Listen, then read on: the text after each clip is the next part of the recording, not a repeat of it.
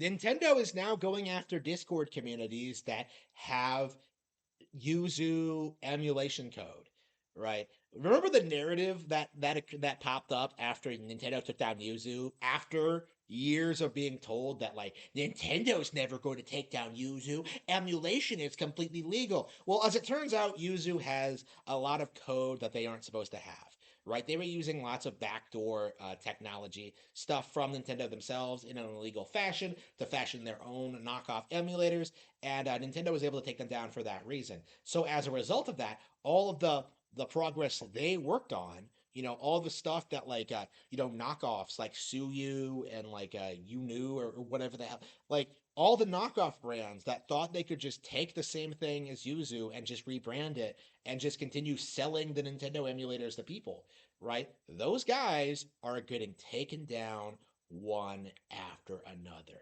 Not only are these emulators getting DMCA'd before they can even get off the ground, their Discord communities are getting raided. Nintendo is taking its giant cock and just slapping it across the face of all of these pirates who thought they could just steal Nintendo games in perpetuity, right? Oh no, it's Alex is just sitting there on his knees, just going like, no, please stop, let me suck your cock, Nintendo, and it just goes like bang and just like takes his head just clean off.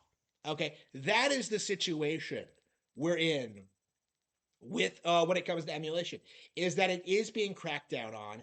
All the loopholes are being closed off. The communities are getting raided. People are getting arrested. Gary Bowser has to pay like several lifetimes worth of salaries to make up for what he did.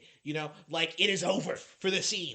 Nintendo has successfully managed to dismantle the Nintendo Switch emulation community at a critical junction. I think what people don't realize is that like emulation primarily focuses on games that are like 2 to 5 years old, right? Like typically people are trying to pirate games from that date range, right? So by cracking down on the Switch in this in this portion of its lifespan, where where it has like this huge backlog of games to play, suddenly there is no justifying like supporting something like say Metroid Dread on emulation. Right, there is no justifying Shin Megami Tensei 5 on emulation.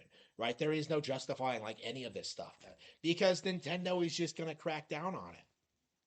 Like you are not going to be able to succeed in pirating Nintendo games in the future, right? And it's becoming more and more obvious all the time. And I cannot wait to see what Nintendo has in store for its anti-piracy measures next.